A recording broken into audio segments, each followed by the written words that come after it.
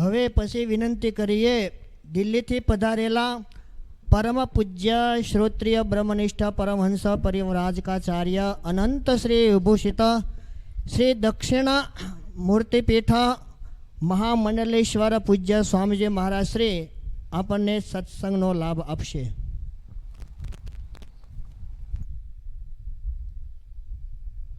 श्रद्धावान लभते ज्ञानम तत्पर संयतेन्द्रिय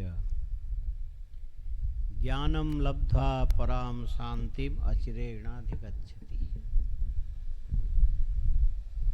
स्वामी जी अभी यही बोल रहे थे. वो तो नकल करो छो.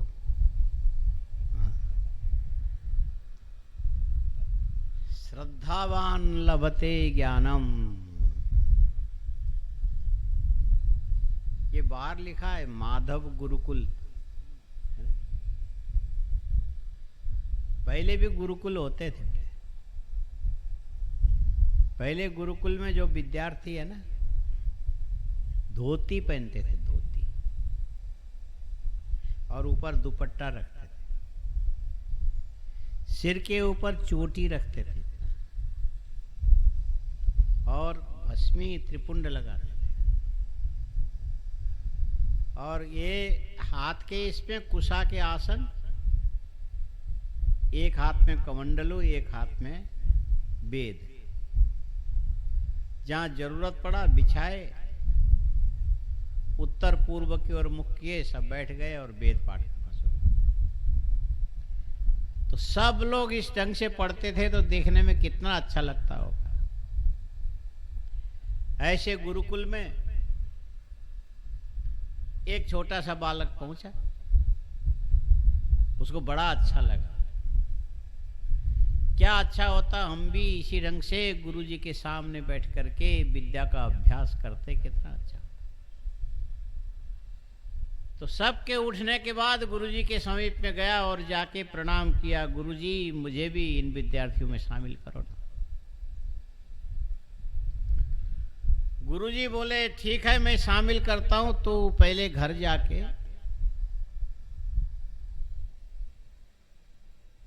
तुम्हारा गोत्र क्या है, नाम क्या है, ये पूछ के आओ. यहां तो यज्ञोपवीत संस्कार होगा, उसके बाद फिर हम अध्ययन करना शुरू करेंगे. तो बेचारा गया, उसकी केवल एक मां थी, पिता थे नहीं. मां से पूछा, माताजी मेरे पिता का नाम क्या है और गोत्र हमारा क्या है. मां बेचारी रोने लगी. थोड़ी देर रुका रहा, चलो थोड़ी देर में बताएगी, सही कुछ तो होगा. मां ने बेटे को हृदय से लगाया. उसके बाद धीरे से रोना भी ज्यादा देर नहीं चलता है ना रोना. कितने देर रोते हैं लोग. पीछे कोरोना में तो रोना ही मना था. हाँ? वो तो कुछ भी करो ना, कोरोना एटले शू, कुछ भी करो ना. हाँ? राम नाम सत्य मत बोलना, स्मशान में मत जाना, तुम संस्कार मत करना, मुखाग्नि मत देना, माने कुछ भी करो मत. इधर एक रूम में पति भर्ती है, दूसरे में पत्नी, एक दूसरे से मिल नहीं सकती.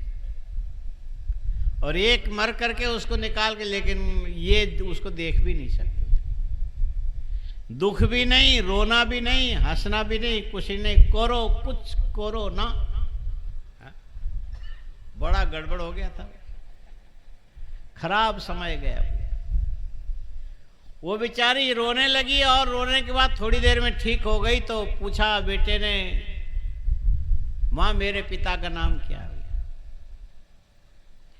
तो मां कहने लगी, देखो तुम्हारा नाम सत्यकाम है,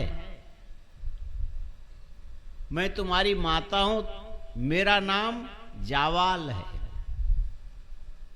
और पिता का नाम हमको मालूम नहीं. क्यों? बोले बस मैं भी इसी ढंग से ऋषि कुल में कहीं पर ऋषियों की महात्माओं की सेवा करती थी, और युवावस्था में कोई आया और वो चले गए, बस तू उसी का पुत्र है, उनका नाम हमको मालूम नहीं, बस इतना ही हमको पता है। ये बताने में संकोच हो रहा था, इसीलिए वो रोने लगी थी। तो सत्यकाम ने कहा, माताजी मुझे गुरुकुल में जाने की आज्ञा दो, मैं जा रहा हूं। जाओ, यदि गुरुजी भर्ती करते तो तुम पढ़ लो। और जाके गुरुजी के सामने प्रणाम किया, और सारे दूसरे पहले वाले शिष्य बैठे थे ना, वो आ भी गए। वो लोग जुओ तो करा, क्या बोलता है देखें तो। बेटा तुमने पूछा अपने पिता का नाम क्या है, गोत्र क्या है?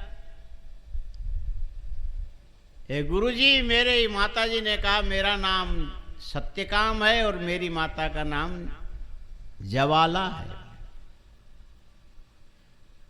मैं सत्यकाम जावाल हूं, इससे अतिरिक्त मेरी माता ने युवावस्था में पता नहीं किससे मुझे उत्पन्न किया, उनको मेरे पिता का नाम मालूम नहीं। बाकी सब चेले हंसने लगे, मजा लेने लगे। गुरुजी ने देखा, गुरुजी कहने लगे जो तेरी माता को पता नहीं था मुझे पता लग गया, तू ब्राह्मण का बेटा है। ब्राह्मण के अलावा ये सच इस ढंग से कोई दूसरा नहीं बोल सकता। ये सब सुना तो दूसरे चेले लोगों के अंदर पेट पे काय था। हाँ? क्या होना बोलते हैं ना, हाँ? खटपट की गड़बड़, गड़बड़, हाँ? क्या बोल, गड़बड़ थवा मंड्या, ऐसे कुछ बोलते हैं। कोई हो गया कुछ, दाल उबलने लगा। जिसके बाप का पता नहीं वो आया गुरुकुल में पढ़ने के लिए। अरे मुंह धो ले पहले। गुरुजी ने देखा कि ये बिल्कुल योग्य लड़का है, इसको मैं शिष्य बनाऊंगा। ये सत्य बोलता है इसलिए ब्राह्मण है, झूठ नहीं बोल रहा है। दूसरे होते तो बात को छिपा लेते। उसी समय समिधा मंगाई, उसके बाद अग्नि प्रज्वलित किया और उन्होंने यज्ञोपवीत के सारे मंत्र पढ़े, यज्ञोपवीत कर दिया। गायत्री मंत्र का उपदेश दिया। उपदेश देने के बाद बोलने लगे, बेटा सत्यकाम, तुम्हें मैं ज्ञान दूंगा, लेकिन पहले तुम जंगल में गौ की सेवा करो। गुरुजी ये जानते थे कि इन चेलों के बीच में यदि ये रहेगा तो ये जिंदे नहीं रहने देंगे। ऐसे प्रसंग में एक बात महात्मा लोग सुनाते हैं। गुरु बृहस्पति ने अपने पुत्र को शुक्राचार्य के पास भेजा, जबकि उनके शत्रु है। दैत्य गुरु शुक्राचार्य है ना, और मृत संजीवनी विद्या तो शुक्राचार्य के पास ही था। बृहस्पति ने कहा, जा बेटा, कैसे भी वो विद्या प्राप्त करके आओ, तो वो विद्या वही दे सकते, हम नहीं दे सकते।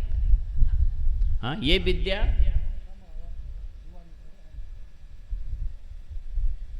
ये विद्या और कोई हम नहीं दे सकते, ये तो शुक्राचार्य ही दे सकते, इसीलिए तुम उनके पास जाओ। किसने बोला? गुरु बृहस्पति। बृहस्पति के पुत्र कच गए और जाके शुक्राचार्य के चरण में प्रणाम किया। प्रणाम करके कहने लगे, मेरे पिताजी ने आपके पास मुझे भेजा है संजीवनी विद्या सीखने के लिए। शुक्राचार्य कहने लगे, गलत जगह आए हो, यहाँ सब दैत्य रहते हैं, देवद्रोही है, और कोई ये जान जाएगा कि तुम बृहस्पति के पुत्र हो, यहाँ तुम्हें जीने नहीं देगा। और हम तुम्हें विद्या दान देना चाहते, लेकिन वो विधि तुम कैसे पूरी करो? बोले हम किसी तरह से कर लें। गुरुजी की सेवा होने लगी, और इतने में दैत्यों को पता लगा ये बृहस्पति का पुत्र है, ये आया है संजीवनी विद्या सीखने, और ये स्वर्ग में जाएगा तो देवताओं को अमर बना देगा। दैत्यों ने क्या किया, उसको पकड़ लिया, पकड़ के ले जाके उनको मार दिया और लकड़ी उकड़ी डाल के जला दिया। और शुक्राचार्य ने देखा शिष्य आया नहीं, कहाँ गया? ध्यान लगाने लगे, उनके पास तो विद्या थी। तो पता लगा कि यहां पर दैत्यों ने उनको जलाया। वहां जाकर के शुक्राचार्य बैठ गए, बैठ के बोले, कच्छ, यदि मेरी तपस्या सही है तो तू इस राख में से उठ के खड़ा हो जा। उठ गया, आया, गुरुजी प्रणाम कर, बेटा मुझे छोड़ करके किसी के साथ कहीं मत जाना, ये दैत्य है, ये तुम्हें छोड़ेंगे नहीं। आपके हैं, हमारे शिष्य तो कोई भी हो सकता है, शिष्य होने में क्या देर लगता, कोई हो सकता है, लेकिन दैवी गुण प्राप्त करने में तो समय लगता है ना। अब दैत्यों ने देखा ये तो बच गए, अब क्या करना चाहिए। एक दिन सोते सोते कच्छ को पकड़ के उठा लिया और ले जाके काट के टुकड़े टुकड़े कर दिए, और टुकड़े टुकड़े करके एकदम पीस करके, उस समय पता नहीं मिक्सी होता था कि नहीं होता था, खाने में मिला के ले जाके शुक्राचार्य को खिला दिया।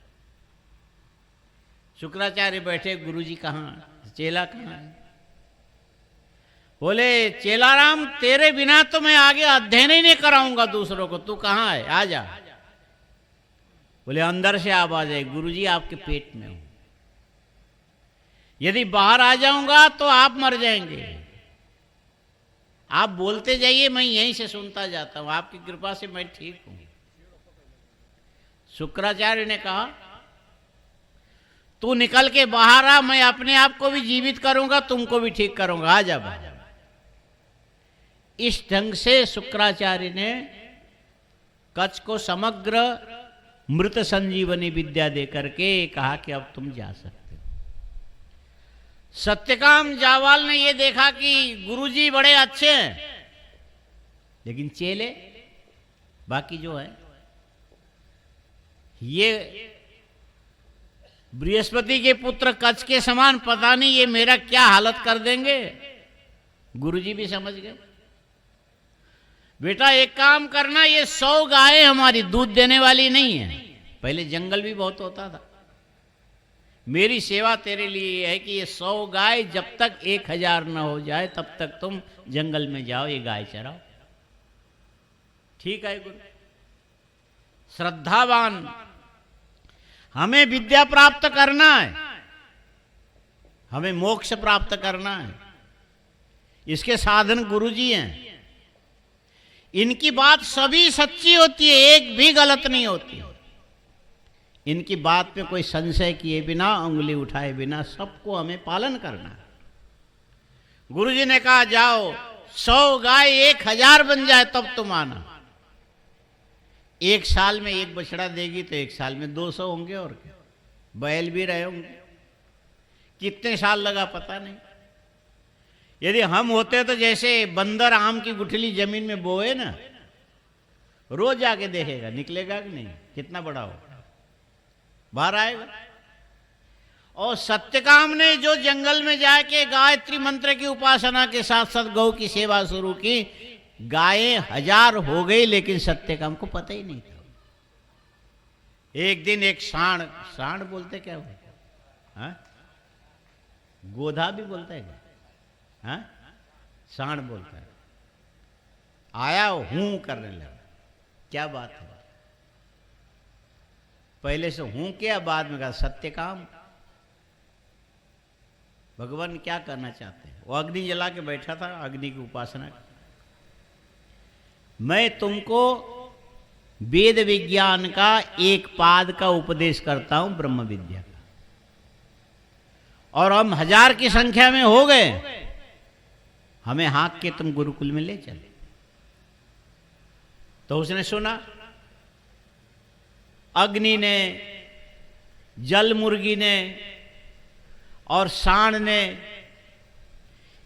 4 पाद वाले ब्रह्म का उपदेश दिया, और लेकर के जब चलने लगा गुरुकुल में, वहां पहुंचे तो गुरुजी ने देखा, सत्यकाम तुम्हारा चेहरा तो ब्रह्म वर्चस्व से चमकता हुआ दिख रहा है, हमने उपदेश दिया नहीं, तुमको किसने ज्ञान दिया। वो सिर पर हाथ रख के बोलने लगा, हाँ जी, कौन दे सकता हमें उपदेश आपके बिना, बस यही जो बैल, अग्नि, जल मुर्गी, ये पहले दूसरे रूप में बोल रहे थे, अभी पता नहीं दूसरे रूप में देख रहे हैं, एक कुछ कुछ बोलते थे, लेकिन सब ने यही कहा कि जब तक गुरुजी के मुख से सुनोगे नहीं तब तक ये ज्ञान कभी पूरा होने वाला नहीं है। बस यही बात थी, और तो कौन दे सकता हमें उपदेश। तो वहां पर गुरुजी ने कहा कि तुमने अपनी श्रद्धा से, श्रद्धावान लभते ज्ञानम, यदि गुरु जी के चरण में श्रद्धा होगी तो आपके विरुद्धों में सारी दुनिया खड़ी हो जाए ना, क्या फर्क पड़ता है। ज्ञान से कोई वंचित नहीं कर सकता। लेकिन साथ में ये भी है तत्पर संयत इंद्रिय, इस बीच में सोचने का मौका भी तो था। ये कैसे गुरु जी हैं, सारे चेलों को गुरुकुल में रखा है बड़ी सुख सुविधा के साथ, और हमें बिल्कुल बूढ़ी खाड़ी ऐसी गायें दे दी 100 और कह दिया जाओ जंगल में इसको चरा के तुम 1000 होने पर आना। और ये गुरुजी का बड़ा पक्षपात है। ये बात यदि सत्यकाम के मन में आती तो उसके दिमाग में कभी ज्ञान भी नहीं आता। श्रद्धावान लभते ज्ञानम तत्पर, जो गुरुजी करते सही करते हैं, इसमें कोई संशय करने की जगह नहीं है। गुरुजी बोले कि जा शिष्य तू कुएं में गिर जा, बहुत बार ऐसा हुआ। और उपकोशल बेचारा बढ़िया भिक्षा लेकर के आता था और गुरुजी को सौंप देता था, और गुरुजी सारे शिष्यों को बांट देते थे, और उपकोशल को कहा कि तू तो जा गाय चराने, उसको नहीं देते। वो क्या करेगी, गाय चराते समय बछड़ा गाय का दूध जब दूध पिए उसमें से तो झाग नीचे गिरे ना, उसी को थोड़ा ले लेते। ठीक था। बेटा उपकोशल क्या बात है, तू स्वस्थ है, खाया तो तुमने कुछ नहीं, कैसे हुई? एक गाय के बछड़े के मुंह से निकलने वाले दूध के झाग पीता हूं, उससे मेरा काम चला। बोले तुझे भूखा देख करके ये जो बछड़ा है ना ज्यादा दूध नीचे गिरा देता है, ये बछड़े के प्रति अन्याय है, ऐसा नहीं करना चाहिए। ठीक है, कल से नहीं करूंगा। अच्छा भूख तो लगेगी लगेगी, क्या करेगा। और भूख लगी, बेचारा पेट में भूख लगने पर कुछ भी खाने को तैयार। उसने ये जो आंकड़ा नहीं होता, आंकड़ा गुजरात में बहुत होता है, आंकड़ा, आंकड़े के पत्ते लेके चबाया, जैसे खाया तो उसकी आंखें रोशनी रहित हो गई, अंधा हो गया, और चलते चलते जाके सूखे कुएं के अंदर नीचे गिर गया। नीचे गिर गया तो रात को लौट के घर में आया नहीं। गुरुजी सोचने लगे चेला कहाँ गया। उनको पता था ये कहां पर है, जाके देखा कुएं में नीचे पड़ा हुआ। क्या कर रहे हो? बोले आंख से अंधा हूं, और आंख से अंधा होने से कुएं के अंदर आके गिर गया, इसीलिए अब यहां से ऊपर नहीं आ सकता। गुरुजी यहीं से प्रणाम कर। गुरुजी कहते कान से ठीक है? बोले हाँ। चलो तुम्हें हम अश्विनी कुमारों की एक विद्या देते हैं, देवताओं के वैद्य है, और एक कुएं में बैठे बैठे इस विद्या का अनुशीलन करेगा तो अश्विनी कुमार तुम्हारे पास आएंगे कुएं में, और इसके बाद तुम्हारी आंखें ठीक कर देंगे, और आंखें ठीक होने के बाद फिर उसी जगह मैं भगवती सरस्वती को भेजता हूं। ये भगवती सरस्वती तुम्हें ज्ञान देगी, तो अपने ज्ञान और दृष्टि बल से कुएं से निकल करके तुम मेरे पास आना।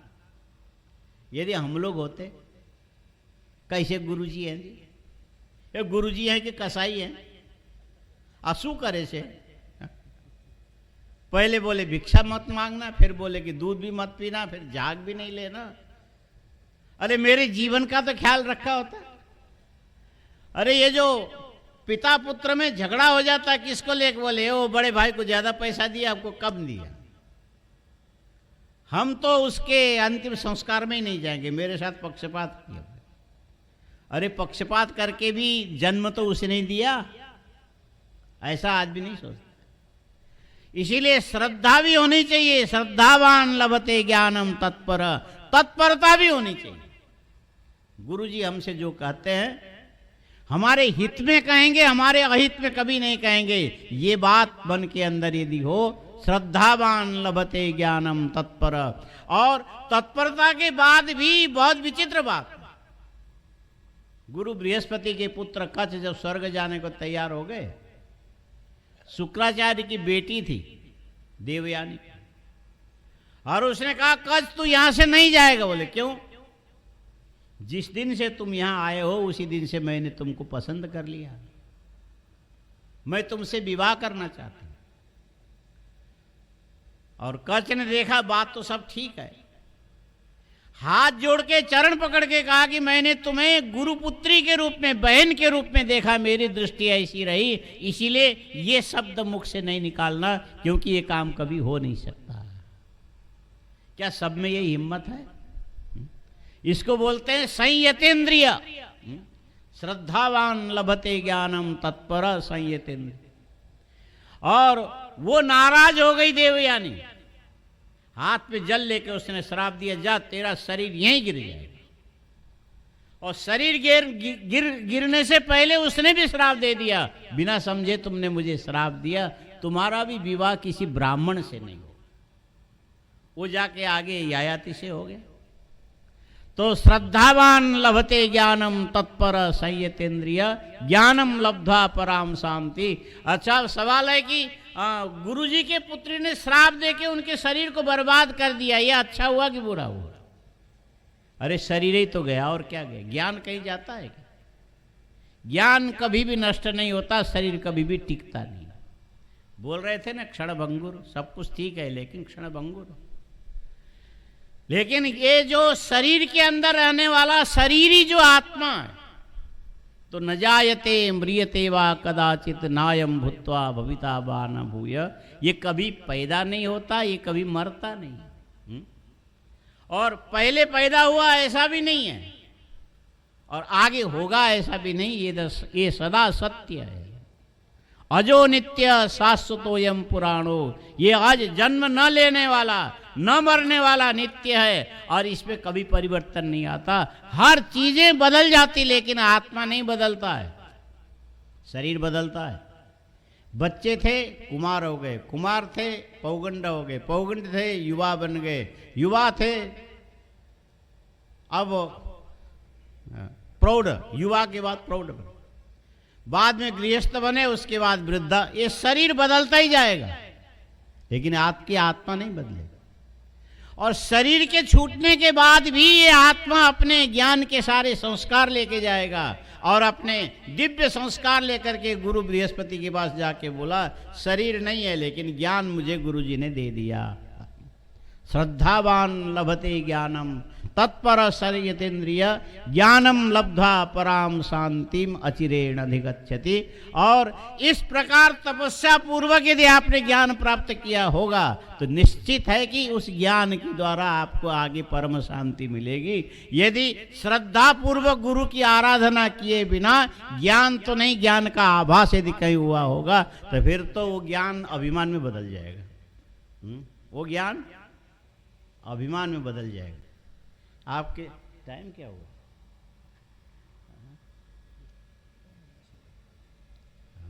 हो गया ना?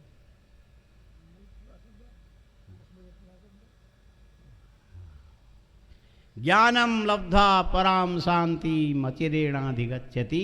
ज्ञान सही परंपरा से मिला हुआ होना चाहिए, ज्ञान तपश्चर्या पूर्वक मिला होना चाहिए, ज्ञान संप्रदाय परंपरा से मिला होना चाहिए, और ज्ञान पवित्र उद्देश्य के लिए मिला हुआ होना चाहिए।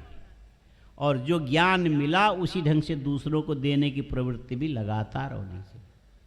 ये सारी चीजें यदि साथ में होगी तो ज्ञानम लब्ध्वा पराम शांति, उस व्यक्ति को शांति माने साधारण शांति नहीं, पराम शांति।